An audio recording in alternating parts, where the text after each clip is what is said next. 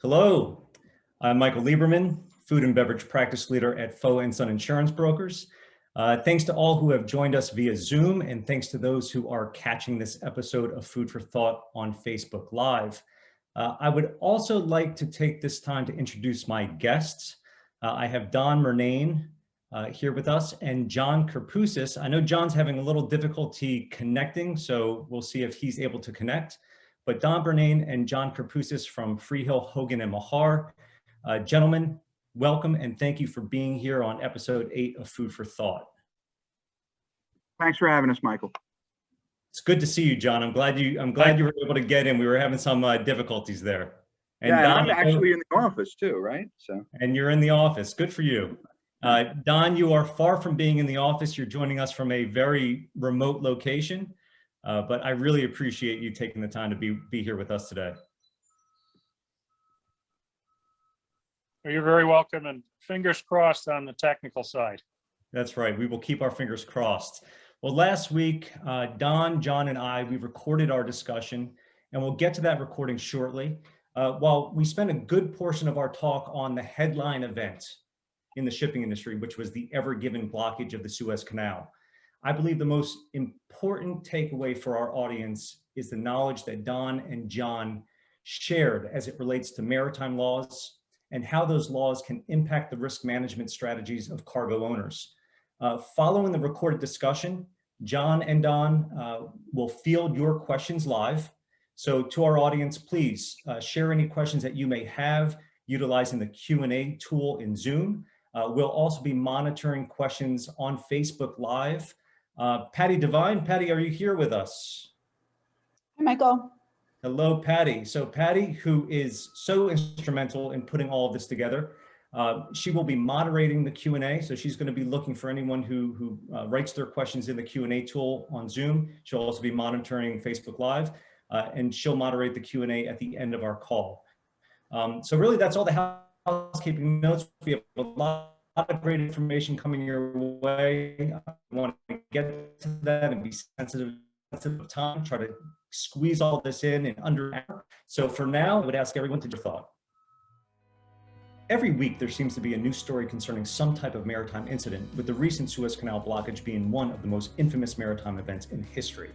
Cargo owners have had plenty on their plate to deal with, simply due to supply chain complications resulting from COVID-19 production issues, change in consumer demand, and increased freight costs. So when cargo becomes damaged or is delayed, emotions can run hot. Tempers can run even hotter when claims of damage against steamship lines are denied, or when cargo owners are called upon to participate in a general average, an ancient maritime concept that many are unfamiliar with. What do food and beverage cargo owners need to know when dealing with maritime complications? What maritime laws should they better understand? I'm Michael Lieberman, Food and Beverage Practice Leader at Foe & Son Insurance Brokers, and this is Food for Thought.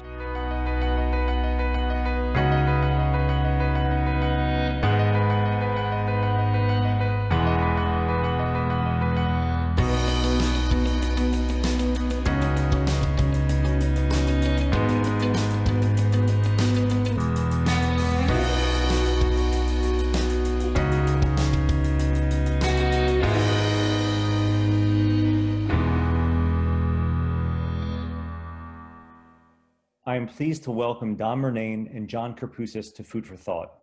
Don and John are both partners at Freehill, Hogan, and Mahar, a firm founded in 1952 with deep roots in maritime law. Don Murnane has been practicing maritime law for 30 years and is recognized as one of the top maritime and shipping litigation lawyers in the US and internationally.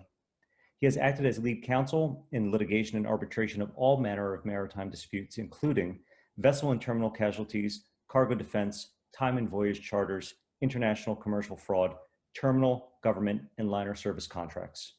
He is a graduate of the United States Merchant Marine Academy and served aboard ocean-going vessels as a deck officer. John Karpousis heads up the firm's workers' compensation practice and has consistently been ranked in Best Lawyers in America. Described as a litigator with fierce passion by a client, John has a wide range of expertise, including but not limited to labor law, longshore harbor workers' compensation, maritime personal injury law, Jones Act claims, and marine insurance coverage disputes. Don and John, thank you so much for being my guest here today on Food for Thought. Great to be here, Michael. So let's start the discussion with a disclaimer. I'm all about making my guests as comfortable as possible. And considering that I have not only one attorney, but two, I want to make sure that I'm very clear about something. I want to let the viewing audience know that anything that we speak on today is for informational purposes only. It should not be construed as legal advice. The situations that we are discussing are all evolving. Many of the facts are still to be uncovered. John, Don, anything to add to that disclaimer? Yeah, I would just say that most of what we're talking about today, particularly the factual side and the status of the casualty in Egypt, is based on news reports. We don't have any direct knowledge of the materials that, for instance, those that might be litigating the case eventually may have already, be that raw data from the ship or testimony from those who were on the bridge of the ship. So yeah, this is really sort of a 20,000. We're going to go into some detail, which I think will make it helpful, because there is quite a lot of detail, Michael, in the news. But again, it's all secondhand, and it should be taken with a bit of a reservation as to its accuracy right now. Understood. John, you on board? Anything to add? I'm totally on board. And again, what we're doing here today is to discuss issues, not give advice, and certainly just to give, as Don said, an overview of what the law is. All right, great. All right, guys. Well, look, let's rock and roll here. So while there has been a myriad of maritime events over the past couple of years, vessel fires, lost containers overboard in the North Pacific due to some of the rough seas that we saw this past fall and winter. The headline event was the Ever Given clogging up the Suez Canal. Many really wondered how in the world could this have happened with an experienced captain, with a canal pilot. Did the size, we hear a lot these days about the size of these container ships just getting larger and larger. Did the size of the Ever Given have anything to do with the grounding? Perhaps the weather. There were reports of strong winds. Can you guys provide any technical aspects behind the grounding itself? So Michael, I'll start with the first question, and I've spent a little bit of time the last few days looking at the technical side of this. We've handled cases like this for 30 years, so we know what to look for and sort of the peaks that are being examined at present. Again, we're way behind the curve. There are many investigations underway. The flag state, Panama, for the vessel is conducting an investigation. The Canal Authority itself is conducting an investigation that would be somewhat of a unique investigation for some things we can touch on. IMO is looking into it. And most importantly, the private parties are all investigating this with their lawyers and their technical experts. But the short answer to your question is, how can this happen? It's not uncommon. Many ships ground fairly regularly in the world. And what makes this unique is that this vessel decided to ground in a choke point in one of the world's most significant commercial arteries and basically stop traffic in both directions. So that's what makes this unique. The ship wasn't really damaged in the incident. It was, I wouldn't say it's a soft grounding, but it was a grounding that's basically in sand and mud. The vessel was pinned across the canal. It could have been worse. You could have had a collision. You could have had a grounding on rocks with oil spills and so forth. There are a number of factors involved. In any one of these cases, there's usually a series of events that lead to this result. And yes, weather is implicated. Navigation of the vessel is implicated. Passage planning, should the vessel have even attempted this given the weather forecast at the time. These are all issues that are being examined. But the short answer to your question is, until we know the facts of how it did happen, it's very difficult to say why it happened and where the faults are. From a high view, the initial things we've looked at, there's something called a VDR, a vessel data recorder. That's been posted on YouTube. That contains a tremendous amount of information. It's almost as you can take that data and almost as if you're in a drone watching the ship navigate through the canal, you can see exactly where she was and what happened, how the master conned the vessel, what he was doing, and he was snaking quite a bit in the canal. I say he's working in concert with two pilots, not just one. There were two pilots on the vessel. And I think ultimately what will be very important apart from the data is there may be voice recordings of what was said on the bridge. So you will have, if those were recorded, and there are microphones all over most of the bridges on these ships. This is a relatively new ship. I'd be surprised if there isn't some voice data. And you may have discussions between the pilot and the master. You may have some heated discussions. The Canal Authority has already pronounced that the ship is solely at fault, that the master was essentially over navigating, that he issued 8 rudder or engine commands in 12 minutes, and that's excessive. It's really not. It really depends on what was going on. So I think ultimately, if I had to guess, this ship, which has a huge sail area, she's very big, number one. She's big for the size of the canal. As she navigates in the canal, there's hydrodynamic forces that affect her because she's so large. It creates, and the passage of the ship in the waterway creates pressure either side of the ship, something called bow suction or cushion or stern suction or cushion.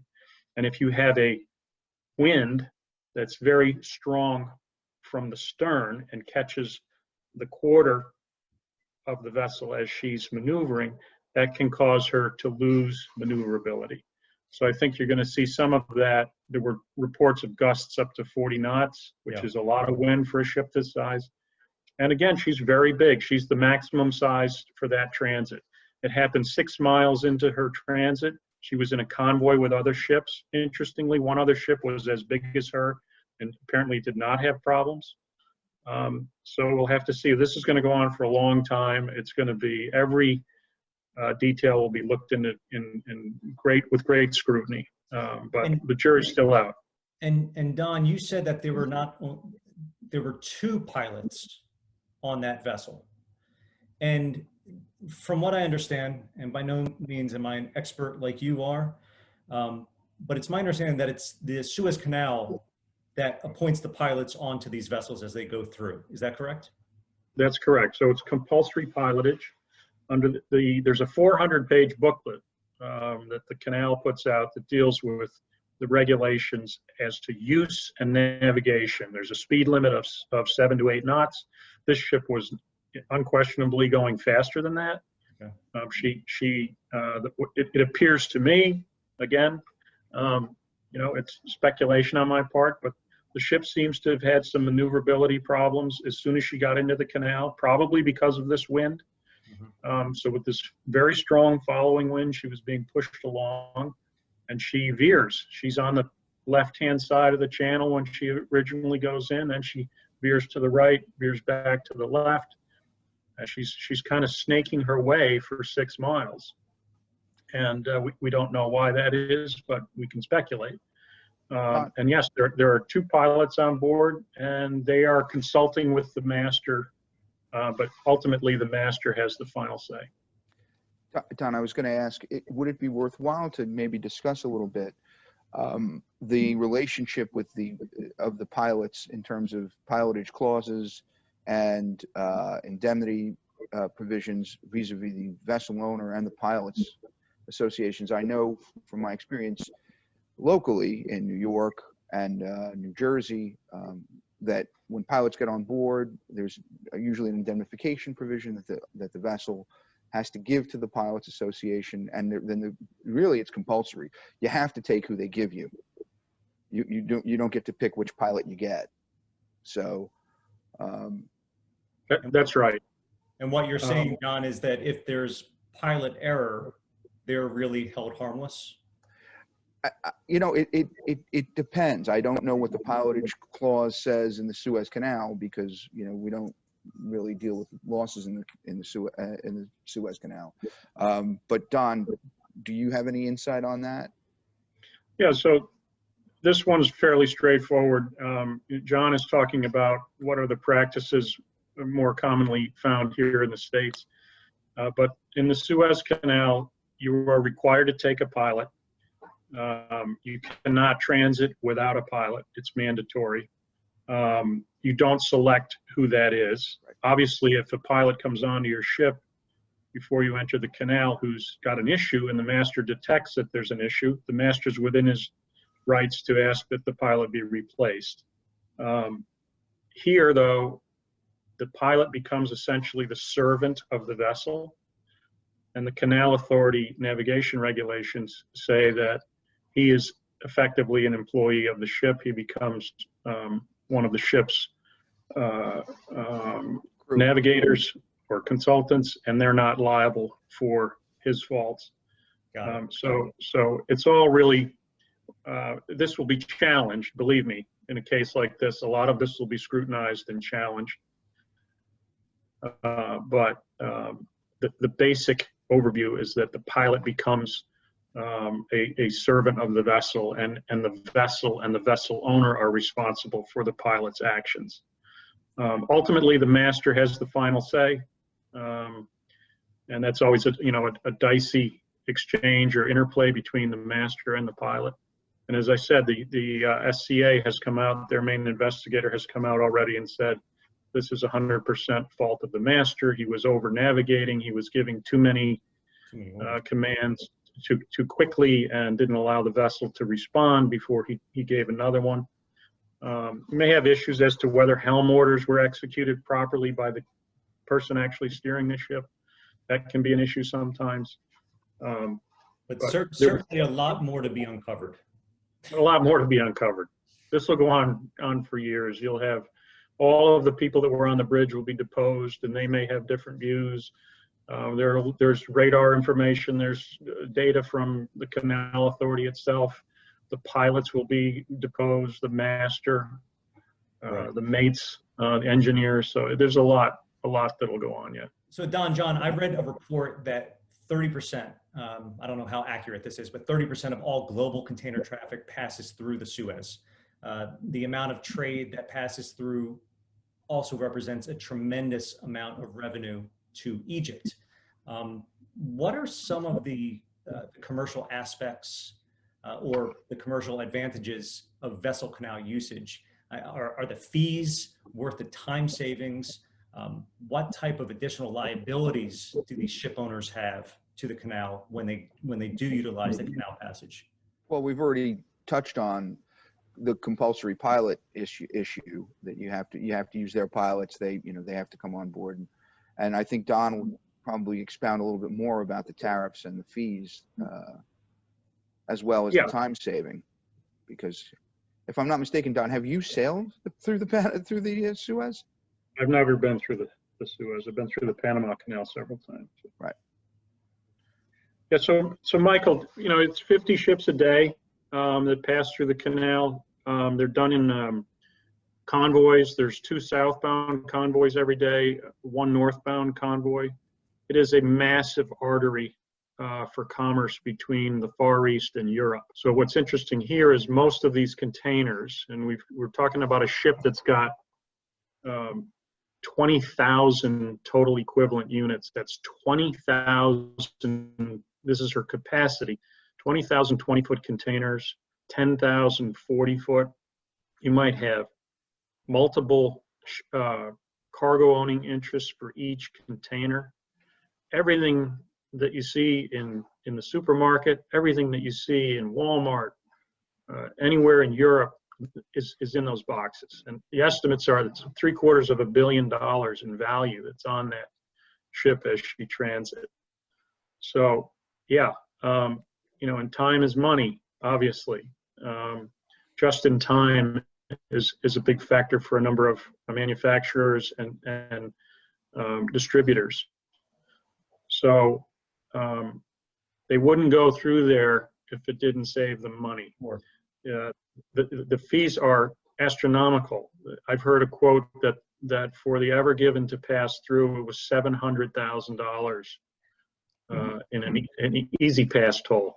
Wow. So, but they wouldn't do it if they wouldn't go that way if it wasn't economical. And of course, the Suez Canal is a major historical transportation development. Prior to that, it was around the Cape.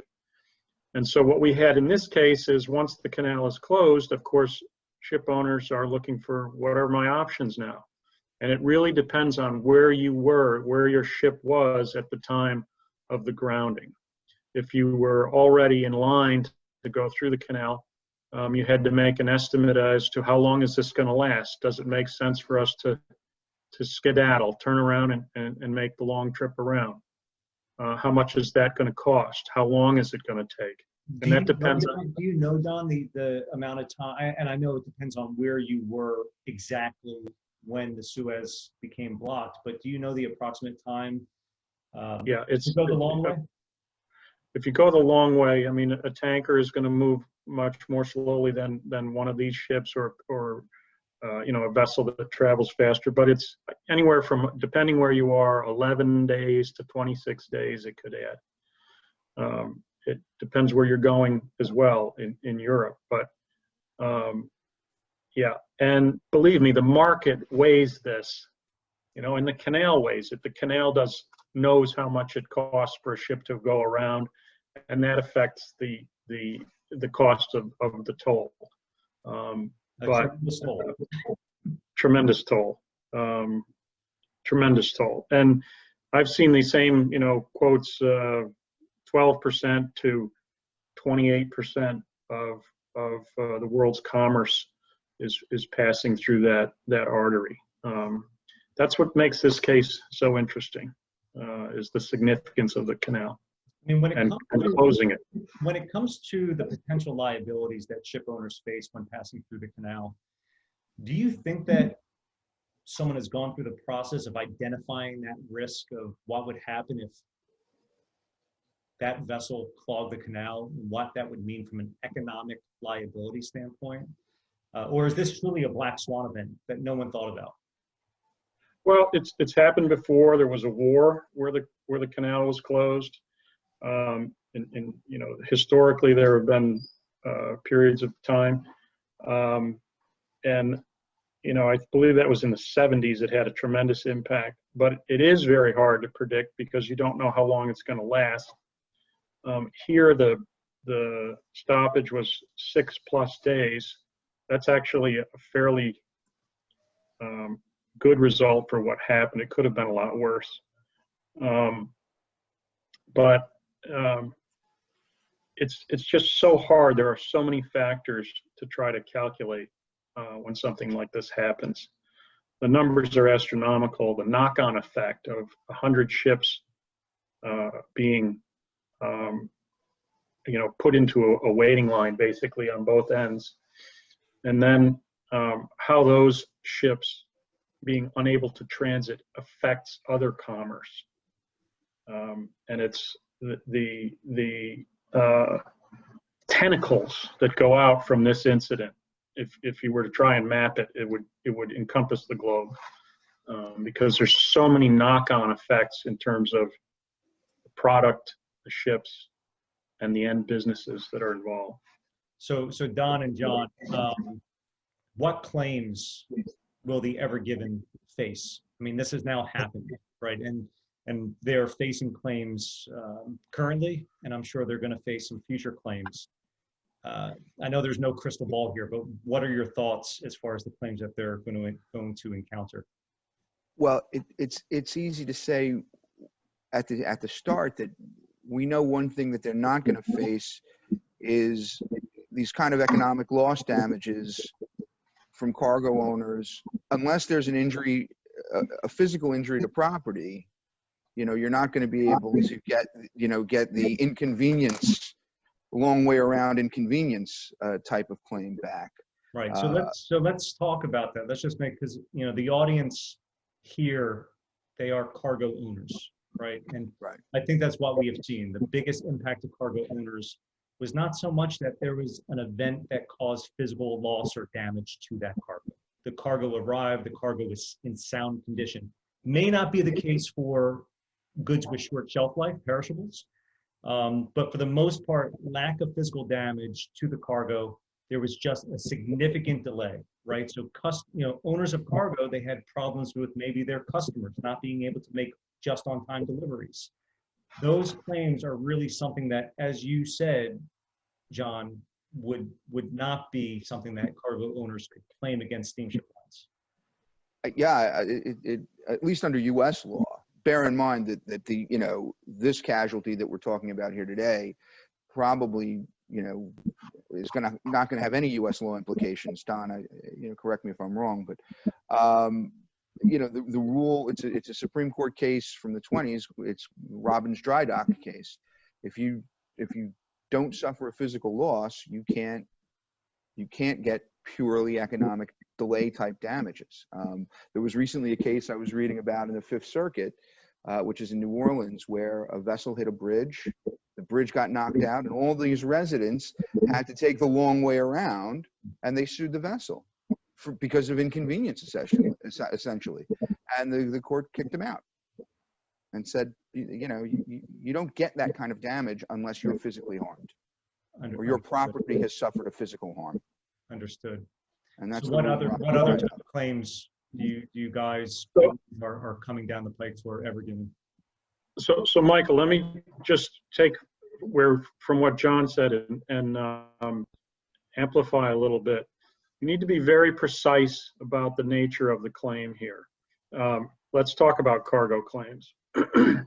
If you are a cargo owner and had your cargo on that ship, the area John was speaking of isn't going to apply because that's a tort area. So now you're looking at your bill of lading. You have a contract of carriage with the ship owner. And that contract of carriage here is likely, in my view, to be governed by something called the Hague-Visby rules. And those are the sister legislation to U.S. COGSA, Carriage of Goods by s.c.a. And that sets forth a scheme of liability for the ship owner. And here, the big issues are going to be error of navigation, which is a defense under COGSA, and whether there was unseaworthiness of the vessel. So is there some condition that the owner either knew of or should have known about at the commencement of the voyage that caused or contributed to this grounding? And so far, again, this is speculation, but most of what I've seen points not to any unseaworthiness, but to navigation. So failing to account for weather on your voyage, failing to make a proper passage plan, failure of the master to say on that morning, it's too windy, I'm not going, okay? Those are navigational, arguably those are navigational decisions for which the owner would be exonerated. There were other ships that decided not to go in this morning, by the way. At least that's reported. Now, if there's a mechanical failure on the ship, or if the crew is incompetent, then those are events, those are causes that will negate, for the most part, any exoneration of the ship. You raised earlier, Michael, a very good point. As a general matter, delay, pure delay, under the bill of lading, under COGSA, the ships do not promise a strict time delivery. That's one of the vicissitudes of going to sea. They're very regular, but they don't promise that there won't be delay. Where you have physical damage, however, to perishables because of the delay, then you're going to have claims that have to be dealt with. Other claims to think about: the ship's going to face a claim from the canal for lost revenue. That's, at one point it was 950 million or something. That's been reduced. That included 300 million in loss of business reputation. That's apparently been backed out in the negotiations. It's down to 550 million, I believe, is the demand from the canal. And on that point, I guess it's now, I mean, that was an astonishing number when I saw that come out in the news. Right. But I guess it is understandable considering that the toll, as you put it, Don, could be as high as $700,000 per vessel, right? So Yes. So if you've got 50 ships at multiple hundred thousands per copy a day, and you go 6 days, the number gets up pretty high, pretty quick. And the canal has seized the vessel. They've arrested the vessel. They're holding it there and the cargo. So you've got a $100 million plus asset of a vessel. You've got $750 million in cargo that's sitting there under arrest. And the ship can't leave and won't leave, can't get out of the canal until some sort of a security arrangement has been set up with the canal. So I would love to talk a little bit more specifically about perishables. You know, not only are the viewers of this series, or at least this episode, owners of cargo, many of them tend to be in the food and beverage business. So we are dealing in some cases with perishable cargo. Don, you said that, you know, if there's delay and then there's damage to those perishables, that there will be claims. In many cases, at least the cargo owners, it's their belief that, hey, we have a negligent, that's to be debated, but we have a negligent steamship line. They didn't deliver our cargo. There was a delay. My product spoiled, or there was a loss of market. You know, they couldn't get, you know, peak value for the goods because they couldn't deliver on time. What are some of the maritime laws or scenarios such as, you know, pilot error, mechanical error? I know you talked about that previously, that may protect the vessel owner? And are there scenarios where the cargo owners would have a legitimate claim and perhaps get recovery from the steamship line? Like, can you distinguish that for us? Yeah, I think it has to be parsed out though, Don, right? That in between, you know, cargo that's on the ship versus cargo that's affected because the canal is closed. So let's talk about cargo that's on the ship. All right, so cargo that's on the ship is again going to be governed by an evergreen bill of lading or another carrier's bill of lading, because many times now there's sharing arrangements where multiple carriers will have issued bills of lading for that particular vessel. And again, you have to be careful with the analysis here. The question of liability or not under COGSA, that's the initial question. Is the ship liable?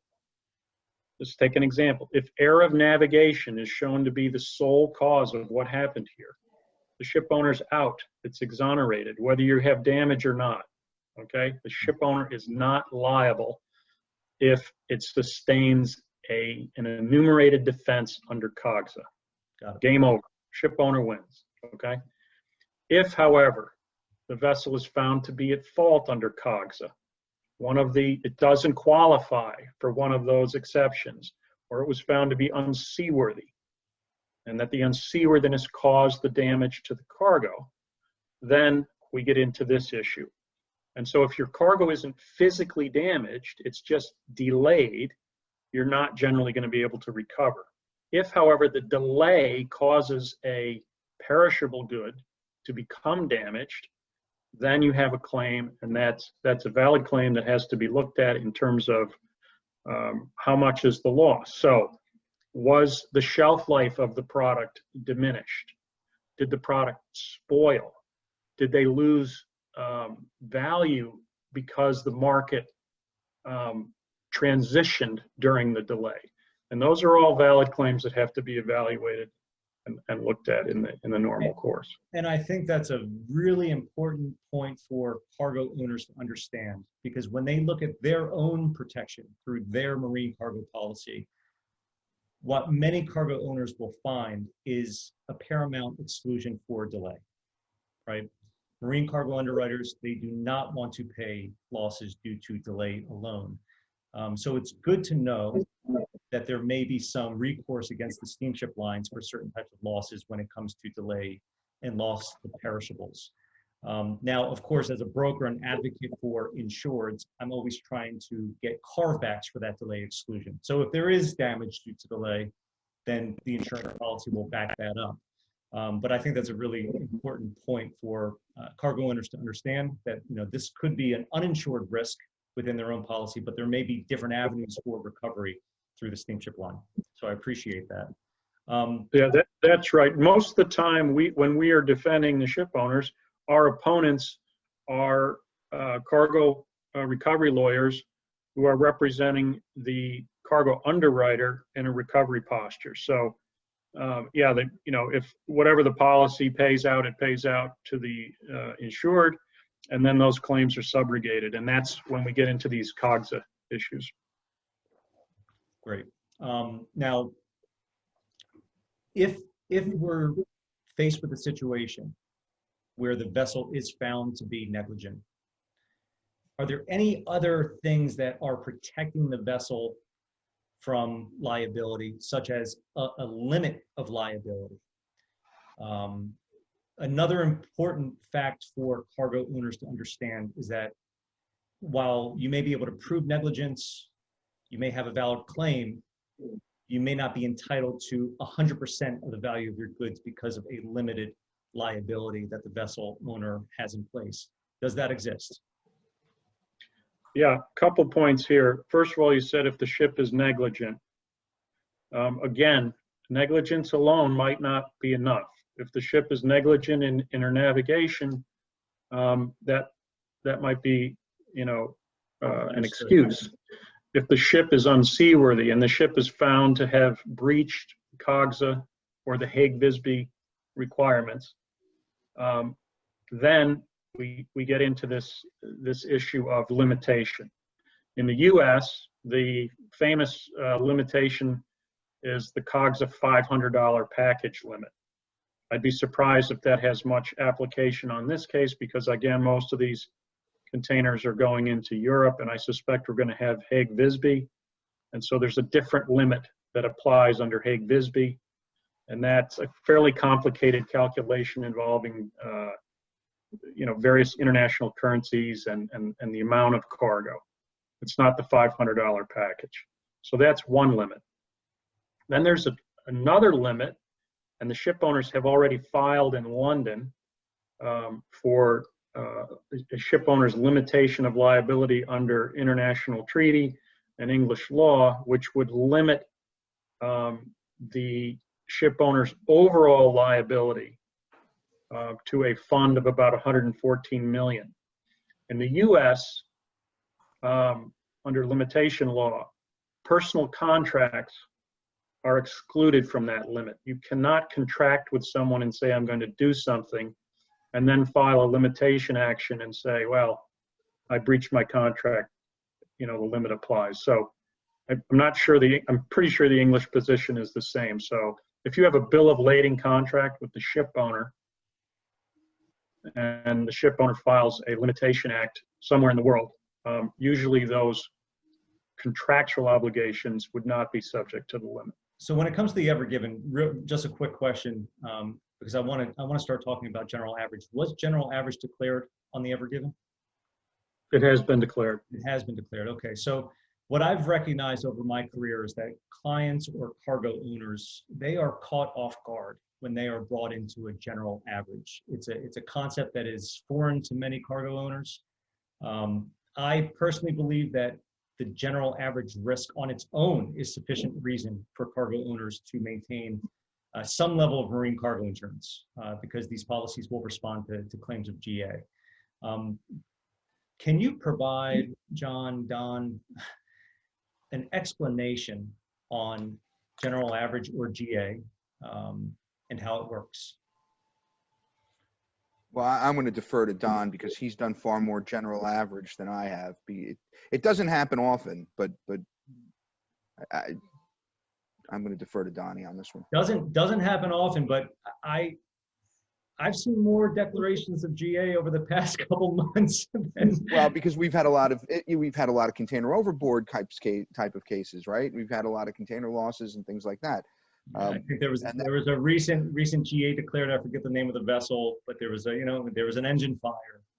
I don't think it was a huge event. The vessel made it to port, but GA was declared, and I got a couple calls from clients saying, "What is this?" Right. So, any explanation you guys can provide in layman's terms on what is general average, how it works, would be greatly appreciated. It's like a pot, right, Don? It's like the pot of money, right? Well, it's general average is a very arcane sub-specialty within the maritime law.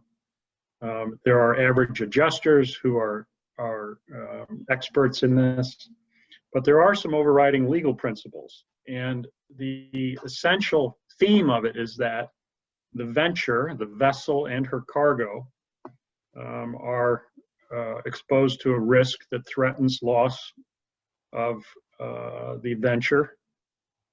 And we all are all in this together, for better or worse. And so we need to contribute together in this venture that we're in to save it. And so there are general average contributions that are sought by the owner. You can come and get your cargo if you want to get it off, but you're going to secure your general average contribution before you get your cargo. And then the salvage aspects are worked into that. If the ship has to be salvaged, there are contributions to that. That, hey, you have cargo on the ship, you're in the venture with us, and we should all contribute to that. So that is the essence of it. Ultimately, it goes into a process, a general average adjustment, where the insurance experts, the adjusters, will come in and do the adjustment. But it's all subject to legal challenge. There are issues of vessel fault. There's a unique clause in many charter parties or bills of lading called the Json Clause, which basically says, yeah, okay, general average has been declared, but you're not entitled, ship owner, to general average because you're at fault for this. And the Json Clause essentially says, well, as long as the ship owner has defenses under COGS or Hague rules, then the general average declaration will remain in place and the contributions will be required. Very complicated, esoteric area, but the basic principle is that we're all in this together and everyone's going to contribute to it. And then there's an adjustment and the numbers are worked out and most of it gets settled. John, anything to add to that? No, as I said, Don is done far more general average cases than I've ever deemed to know about. So I've been in situations where cargo owners, they may sell their goods to a customer on CFR terms, but guess what? They work out payment terms where they don't get money for those goods until the goods are actually delivered to the customer's location. So you have a situation where the buyer has risk of loss, has title to the product, but the seller doesn't yet have the money for the goods. And then when a GA is declared, the customer, who should be held responsible to participate in that GA, says, you know what? I don't have the goods. I haven't paid for the goods. Throws it back on the seller. So it's a really interesting concept to consider when dealing with what Incoterms are shippers are sellers using when selling goods. What payment terms are they using? If you don't have your money and you don't have title to the goods, it could create a very complicated situation, especially when it comes to a GA. So I appreciate that.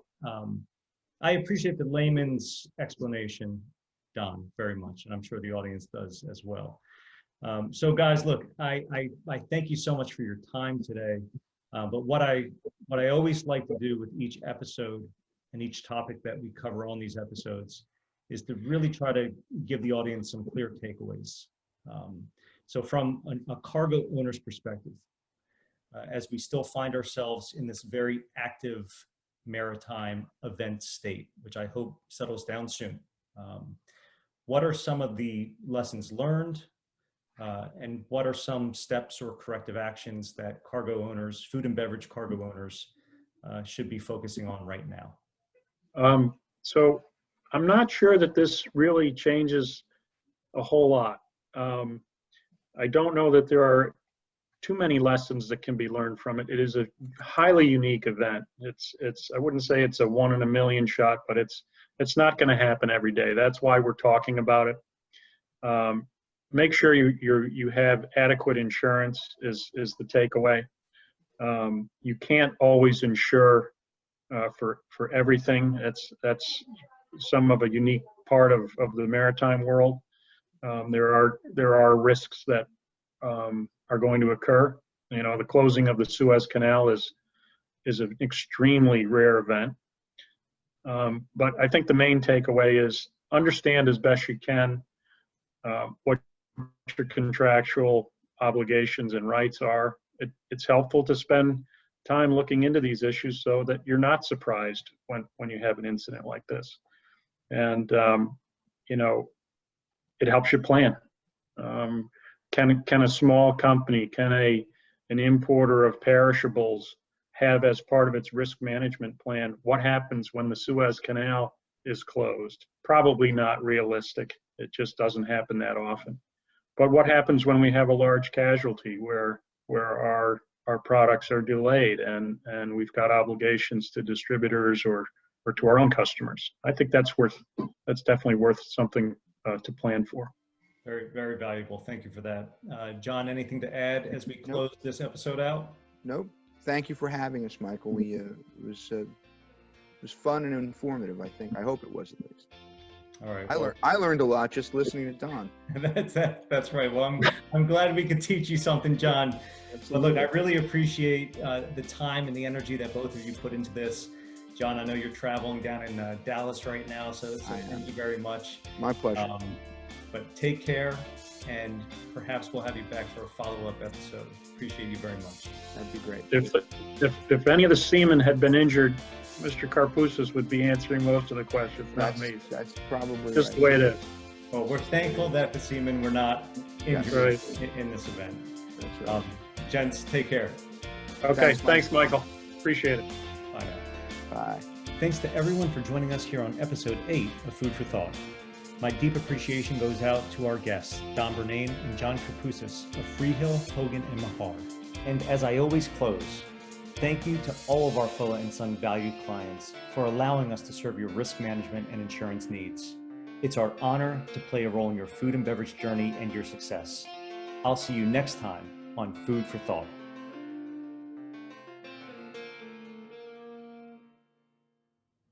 Okay, well, welcome back everyone to the live Q&A. I know Patty Devine was monitoring any questions that came in. We're going to have Don and John. I see that John's camera is back on. John, hopefully your audio is back on. And Don, I know you're calling in from a very remote location. If you could switch that camera on, I see you're still there, but switch the camera on and turn your audio on, and we'll jump into this. I do know that you there, Don? I am. The audio is fine, but it says cannot start your video because the host has disabled it. Okay, well, we'll see if we can get the host to. There he is. Sandra, fix something. Thank you, Sandra. All right, well, I know we hit before we get into some questions, I know we hit a milestone in the Ever Given case. Here we are in late June 2021.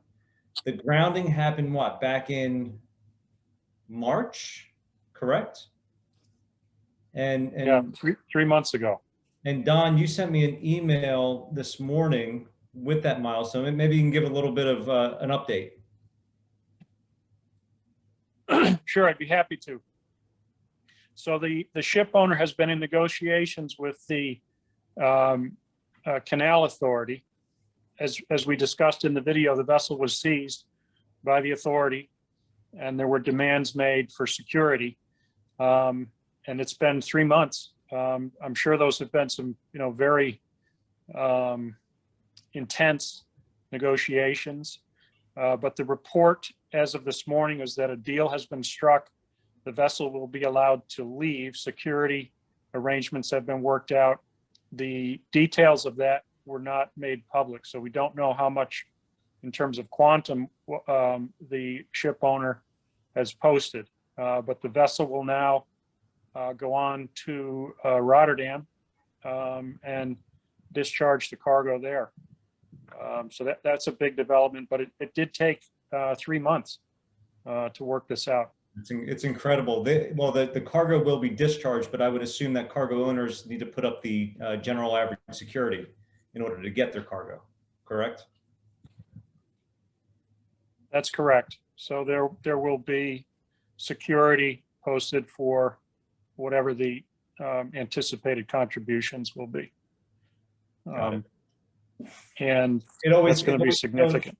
It always feels good to have your cargo tied up for 3 months and then have to put up security to actually get your cargo.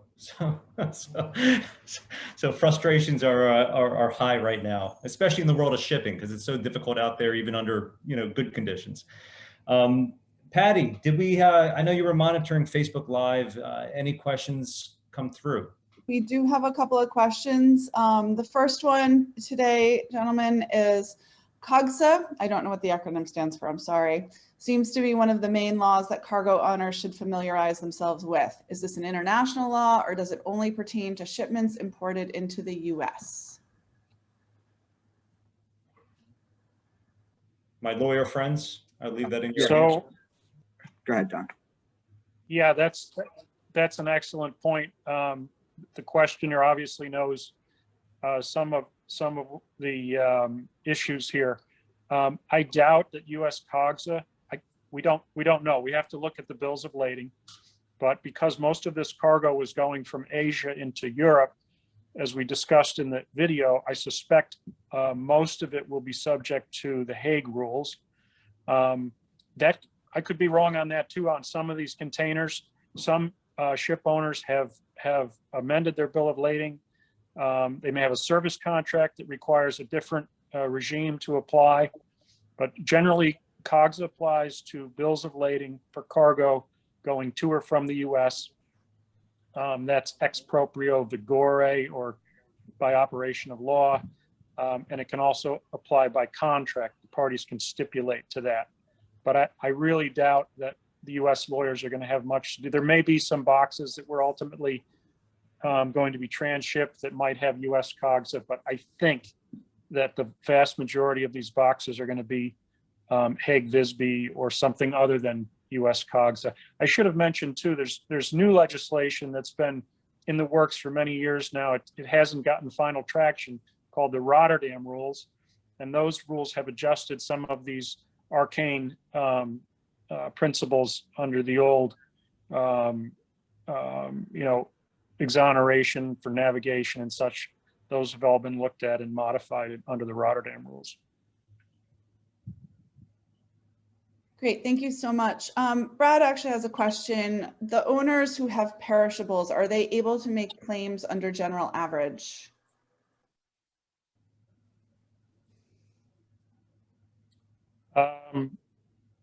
So they would be responsible to contribute in general average if I'm trying to understand the question, if the cargo has perished, if it's valueless at this point, and I don't know that to be the case, then obviously there's no incentive to contribute to GA if you're not going to get your cargo or you don't want it.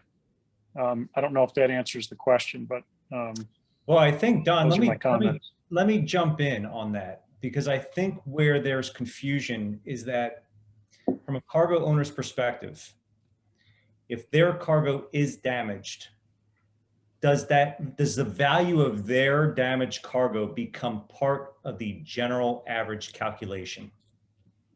And would cargo owners receive funds from that general average? Yeah, this is all in the York Antwerp rules, and this is part of the rather sophisticated calculation that goes on. I think we would need to see the particular documents involved here. So I don't know the answer to that off the top of my head. Something for us to definitely look into. But great question for sure. Thanks, Brad. Thank you. We've got one more and we'll get everybody out of here by 1 o'clock, providing you guys can answer this quickly.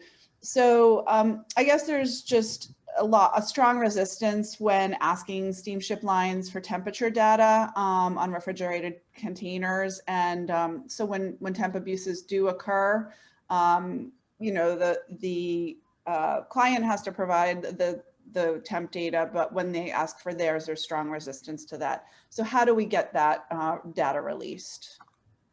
Yeah, that's a great question. I'm curious who asked that. Something that really drives cargo owners up a wall is when there is a temperature related loss. I mean, I've seen this time and time again. And the surveyor who is appointed by the steamship line will ask the cargo owner, you know, did you have your own time temperature recording devices within that container? Cargo owner answers, yes, we do. Would you like that data? Hands over the data. And then in return, we ask the surveyor, oh, can we get our hands on the steamship line's data in regards to temperature? And we are regularly met with, oh, that's private information. We don't release that information. So do you guys have any familiarity with that situation? Is there a solution? I have a lot of familiarity with it. I've looked at thousands of microprocessing data loggers. They can be frustrating for a ship owner because you'll have alarms going off that don't really mean anything. And so I think there's some hesitancy in some cases where ship owners are hesitant to provide that because there can be some basis for complaining about how the unit performed where in fact there was no real causative impact on the cargo. But the short answer is if you're in federal court in the United States, you have discovery, those are discoverable, and you'll get them. Usually they're, in my practice over the years, they've been provided for the most part to the claimant's attorneys, and they're very much a part of the discussion and trying to get the cases resolved. And most of the carriers want to resolve these cases, and the folks on the perishable side, most carriers really want to do a good job for you. And I know there are some arcane principles that are involved here. There's some great stories about federal judges who find out about these defenses, and it's a learning experience for them as well. But overall, your high-end carriers, they know that the lifeblood is to satisfy their customers, and that's what they're trying to do. And overall, they do a pretty good job. And John, you seem like you want to jump in with some comments. I mean, I would just go one step further and amplify what Don said, is that, you know, when you're in federal court, as you would be under a COGSA claim, you have an obligation to provide it what's called an initial disclosure. And so most of the times you're going to be provided with the information that we're talking about as part of the initial disclosures. So you get that stuff early on in the litigation. Well, gentlemen, look, we are at and the other thing now. Go ahead, please. We'll let it run past 1 hour. It's fine. Yeah, no one's watching us. Just real quick. A lot of these cases, they don't even get to the lawyers. So most of the time, the stuff is exchanged. There's not a lot of incentive for this to go to litigation. So I think with a lot of the major carriers, a lot of this information is voluntarily exchanged. Very good. Unfortunately, right, Don? It doesn't go to litigation, unfortunately. For you guys. That's right. Unfortunately, right. Well, look, if you can't make your money with cases, you can make your money doing these type of webinars. We're going to have to pay you next time. That's right, guys. So look, I just want to thank you, Don, John, such amazing content for our audience. We really appreciate it. Thanks to all of our viewers. Please keep an eye out for news on our next episode of Food for Thought, which will be taking place later on next month. We're going to be in the month of July. Can't believe time is flying. But anyhow, signing off for now, and thanks to everyone. And Patty, thank you for putting this all together. Much appreciated. Thank you, Thanks Michael. for having us, Michael. Thanks very much. All right, take care, everyone. Bye-bye. Thanks all. Bye-bye. Bye.